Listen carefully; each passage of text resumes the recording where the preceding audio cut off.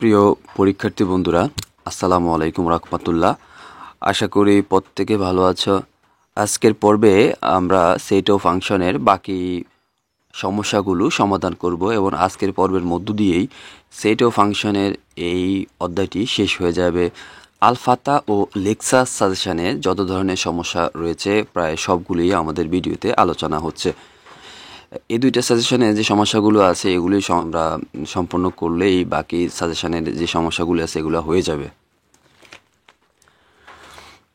35, 3, 5, 4, 7, 4, 9, 5, 11 অন্যটিতে domain নিচের কোনটি?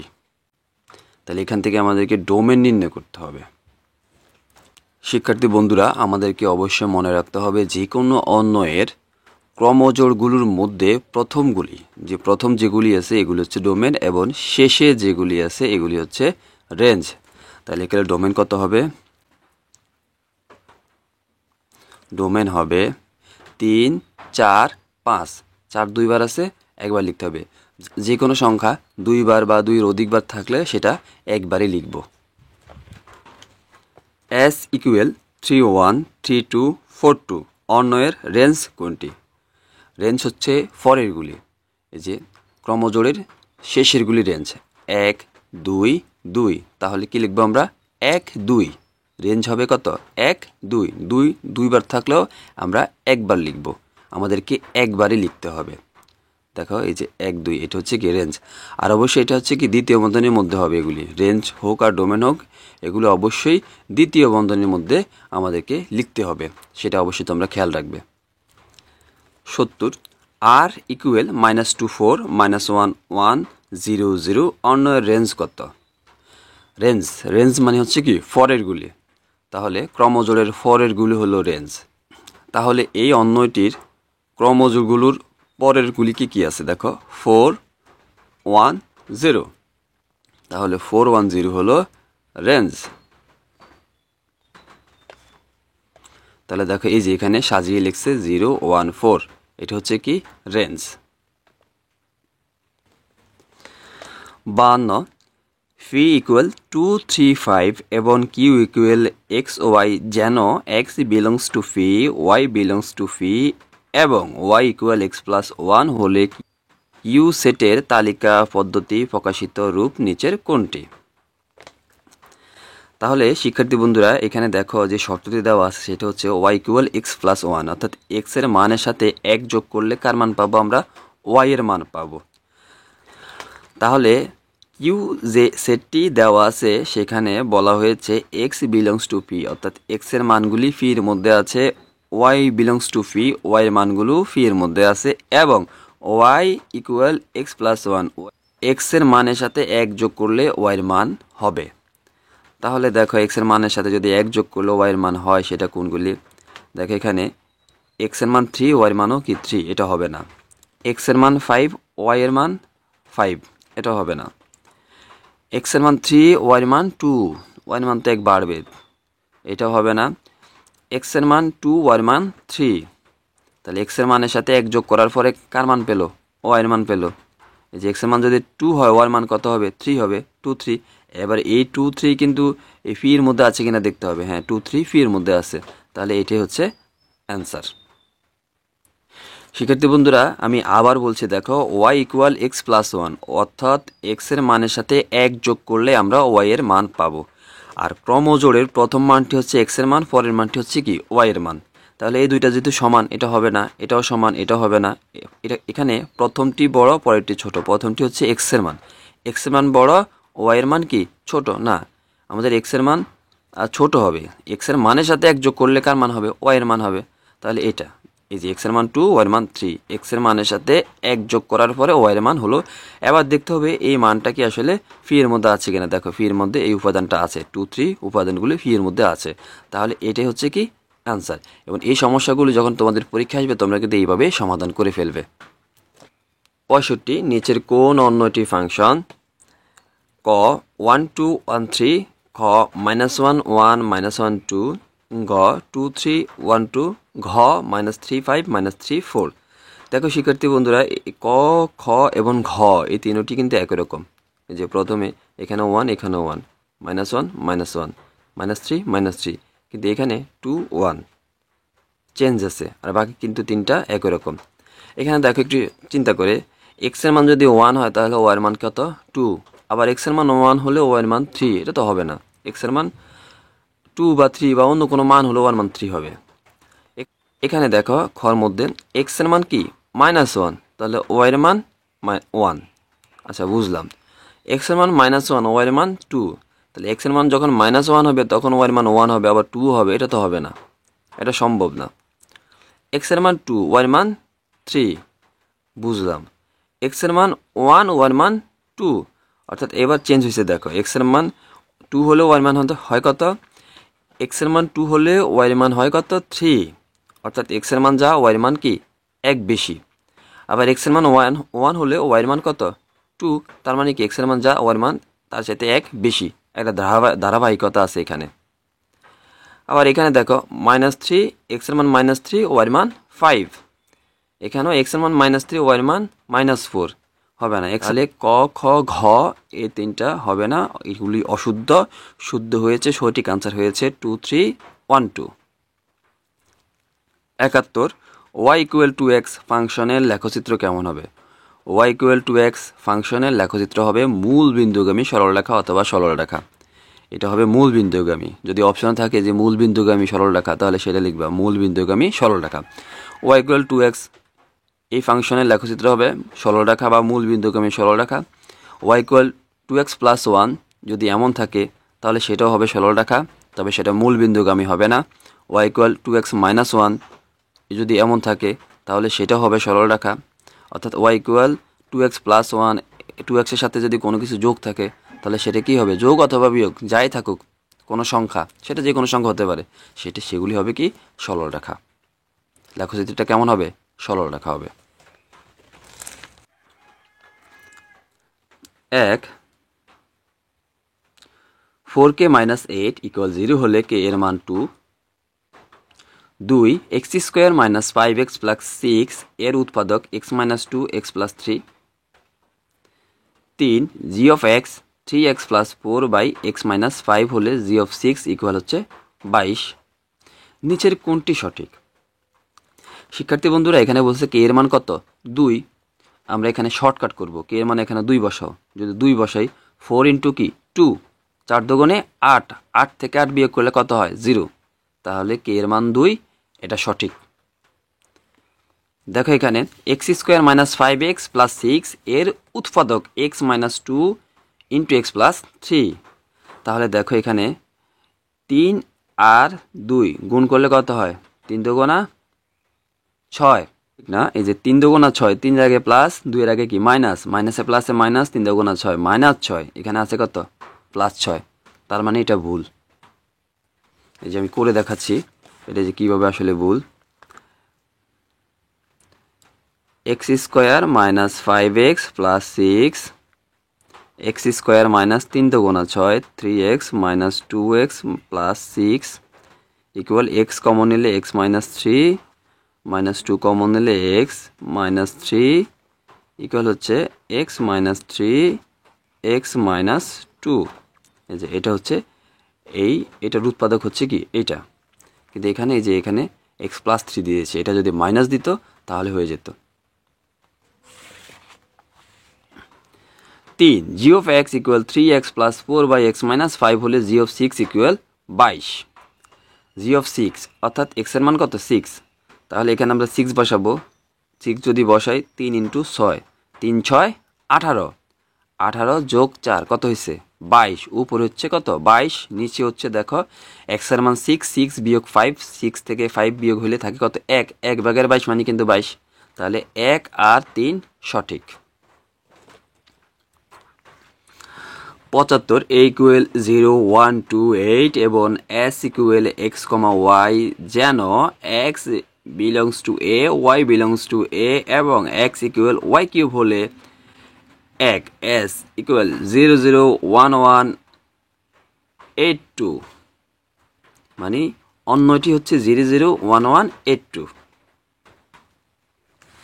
দেখো এখানে আছে x = y³, বা ওয়াই কিউব ইকুয়াল হচ্ছে কি এক্স, বা ওয়াই সমান সমান হলো ঘনমূল এক্স। এবার আমরা মানগুলো নির্ণয় করে ফেলি। এক্স ওয়াই,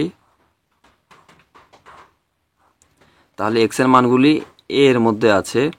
এর মান হচ্ছে কত? 0 1 2 8। ওকে, এবার আমরা ওয়াই এর মান নির্ণয় করব। তাহলে এখানে যদি এক্স এর মান 0 বসাই তাহলে ওয়াই এর মান কত হবে? 0 হবে। এখানে এক্স এর মান যদি 1 বসাই, 1 এর ঘনমূল 1ই হবে, তাহলে ওয়াই এর মান কত হবে? 1 হবে। এখানে এক্স এর মান যদি 2 বসাই, যে 2, এবার এখানে কি আছে? 2 আছে, তাহলে 2 বসাবো, তাহলে 2 এর ঘনমূল এটাই হবে, ঘনমূল 2। এরপরে হচ্ছে 8 এর ঘনমূল, এবার আমরা 8 বসাবো, 8 এর ঘনমূল হচ্ছে কত? 2। তাহলে দেখো 0 1 2 এই তিনটা কিন্তু এর মধ্যে আছে, যে 0 1 2 এই তিনটা আছে কি এর মধ্যে, বাকিগুলি কিন্তু বাকি যেটা আছে যে ঘনমূল 2 এটা কিন্তু এর মধ্যে নাই। তাহলে আমরা এটাকে লিখবো এইভাবে, s ইকুয়াল 0 0, এই যে 0 0 1 1 8 2। ব্যাস, তাহলে এটি হচ্ছে আমাদের অন্বয়।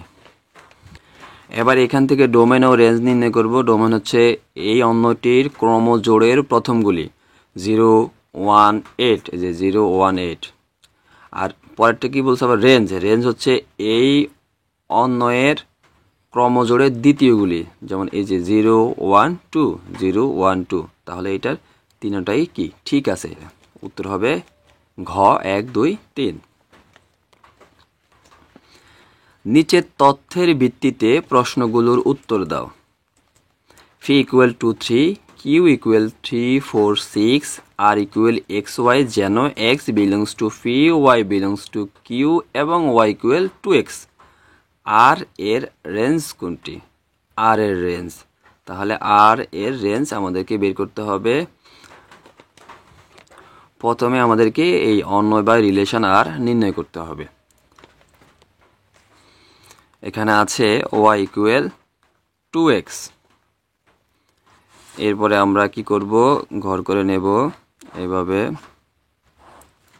এবং এখানে x, এখানে y। তাহলে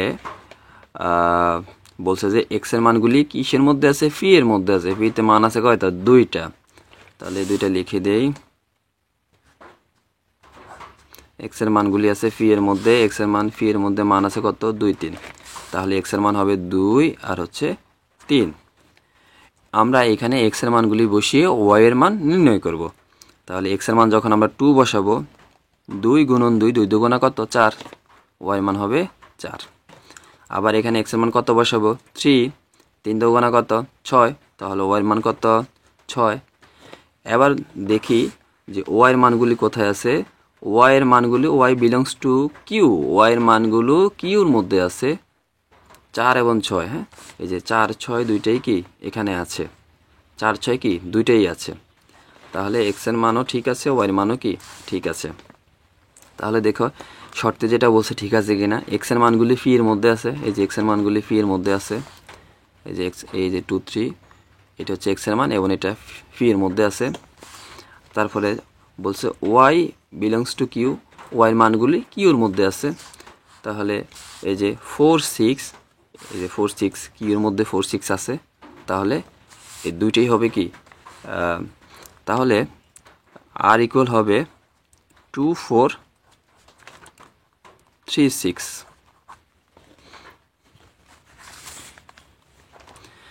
এবার এখান থেকে আমাদেরকে রেঞ্জ নির্ণয় করতে হবে। যেহেতু 80, আর এর রেঞ্জ কোনটি? আর এর রেঞ্জ আমাদেরকে নির্ণয় করতে হবে। তাহলে আর এর রেঞ্জ কোনটি হবে? রেঞ্জ মানে ক্রমজোড়ের শেষেরগুলি 4 6। 4 6 হচ্ছে কি রেঞ্জ। আর যদি ডোমেন বলতো তাহলে আমরা লিখতাম 2 3।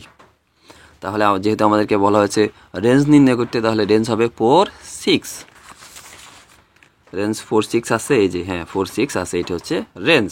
এরপরে বলছে আর এর ডোমেন কোনটি? ডোমেন কি হবে? আর এর ডোমেন কি হবে? 2 3, এই যে 2 3। তাহলে আর এর ডোমেন হবে 2 3, এই যে 2 3 এখানে আছে। এরপরে বলছে ফি ক্রস কিউ এর উপাদান সংখ্যা কত হবে? ফি ক্রস কিউ এর উপাদান সংখ্যা হবে কয়টি দেখো, এখানে কয়টা উপাদান আছে, 2টা, এখানে আছে কয়টা, 3টা, 3 গুণা কত, 6। ফি ক্রস কিউ এর উপাদান সংখ্যা হবে 6, এই যে 6 আছে। শিক্ষার্থী বন্ধুরা, আলফাথা থেকে সেট অফ ফাংশন এই অধ্যায়ে যতগুলো সমস্যা দিয়েছিল সবগুলো আমরা সমাধান করেছি। এখন আমরা লেকচার সাজেশনে যে সমস্যাগুলো বাদ পড়ে গিয়েছে সেগুলি আমরা এখন সমাধান করব। নিচের কোনটি x বিলংস টু n যেন 13 less than x less than 17 এবং x মৌলিক সংখ্যা এর তালিকা পদ্ধতিতে প্রকাশ, অর্থাৎ 4টা অপশন থাকবে, 4টা অপশনে যেটা সঠিক সেটাই কি আমাদেরকে বেছে নিতে হবে। দেখো তাহলে এটা আমরা কিভাবে সমাধান করব। x belongs to n, x এর মানগুলি n এর মধ্যে আছে, n মানে কি স্বাভাবিক সংখ্যা, অর্থাৎ x এর মানগুলো হবে স্বাভাবিক সংখ্যা। তারপরে এখানে একটা ব্যবধি দেওয়া আছে এবং এখানে বলা হয়েছে x মৌলিক সংখ্যা, x মৌলিক সংখ্যা, এবং এই মৌলিক সংখ্যাগুলো হবে কি 13 থেকে বড় 17 থেকে ছোট। মৌলিক সংখ্যাগুলো কেমন হবে, 13 থেকে বড় 17 থেকে ছোট। 13 থেকে বড় 17 থেকে ছোট এইরকম কোনো মৌলিক সংখ্যা নেই। 13-র পরে কি সংখ্যা আছে, 14 মৌলিক সংখ্যা না। 15 আছে, তাও মৌলিক সংখ্যা না। 16 আছে, মৌলিক সংখ্যা না। 17 তো হবেই না, তার মানে কি 13 থেকে 17-এর মধ্যে কোনো ধরনের মৌলিক সংখ্যা নেই। তাহলে এটা কীভাবে প্রকাশ করবে, এটা হচ্ছে ফাঁকা সেট, এটা হয় এইভাবে প্রকাশ করতে হবে, নতুবা এইভাবে প্রকাশ করতে হবে। অপশনে যেটা থাকে, যেভাবে অপশন থাকে সেটাই তোমরা বেছে নিবা। এরপরের সমস্যাটি হলো f অফ x ইকুয়াল হচ্ছে x cube plus 1/x² plus 1 হলে f অফ -2 এর মান কোনটি? 4টি অপশন থাকবে, সঠিক অপশনটি তোমাদেরকে বেছে নিতে হবে। তাহলে এখানে দেওয়া আছে f অফ x ইকুয়াল হচ্ছে x cube plus 1/x² plus 1, অতএব f অফ x এর মান কত হবে, এই যে -2, তাহলে x এর মান হবে -2 ইকুয়াল হচ্ছে -2 উপরে আছে কিউব প্লাস 1 -2 উপরে আছে স্কয়ার প্লাস 1। তাহলে মাইনাসের উপরে পাওয়ার কি বিজোড়, মাইনাসটা থাকবে, 2-3টা গুণ করলে 8 যোগ 1, মাইনাসের উপর পাওয়ার জোড়, মাইনাস চলে যাবে, 2 দুগুণা 4 প্লাস 1 ইকুয়াল মাইনাসের 8 থেকে প্লাসের 1 গেলে থাকে কত, মাইনাসের 7, 4 আর 1 5, তাহলে অ্যান্সার হলো -7/5।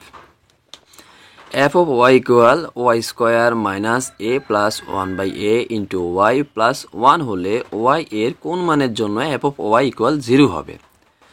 তাহলে f of y কি দেওয়া আছে, f of y ইকুয়াল হচ্ছে y² minus a plus 1/a into y plus 1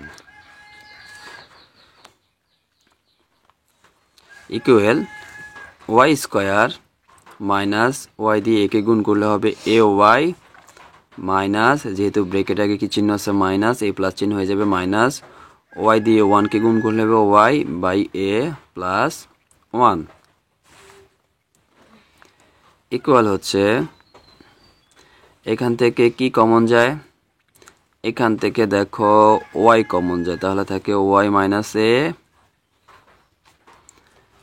minus, এখান থেকে কি কমন নিলে আমার এখানে y থাকবে, যেহেতু এখানে y আছে তাহলে এখানে 1/a কমন নিব, এখানে 1/a কমন নিলে কি থাকে y, ব্রেকেট আগে মাইনাস চিহ্ন আছে তাহলে প্লাস চিহ্ন হয়ে যাবে মাইনাস, এখানে দেখো 1 এর নিচে কিন্তু a নাই, অর্থাৎ 1/a নাই, যার কারণে এখানে একটা a দিয়ে দিতে হবে ইকুয়াল, এখানে থাকে y মাইনাস a আর থাকে বাকি থাকে y মাইনাস 1/a। যেহেতু f অফ y ইকুয়াল হচ্ছে 0, অতএব y minus a into y minus 1/a equal হচ্ছে 0, অতএব y সমান সমান a, 1/a মাইনাসের a, তাহলে সমানের ডানে চলে গেলে হবে প্লাসের a, আবার 1/a কি সমানের বামে মাইনাস, তাহলে সমানের ডানে চলে গেলে কি হবে প্লাস, তাহলে y এর মান পেলাম আমরা a ইন্টু 1/a, এটাই অ্যান্সার। প্রিয় পরীক্ষার্থী বন্ধুরা, আশা করি আজকের ভিডিওতে যে বহু নির্বাচনী সমস্যাগুলো আলোচনা করা হয়েছে তোমরা বুঝতে পেরেছ। তোমরা বাসায় বেশি বেশি অনুশীলন করবে, অনুশীলনের কোনো বিকল্প নেই। তোমাদের প্রত্যেকের সুস্বাস্থ্য এবং দীর্ঘায়ু কামনা করে বিদায় নিচ্ছি। আসসালামু আলাইকুম ওয়া রাহমাতুল্লাহ।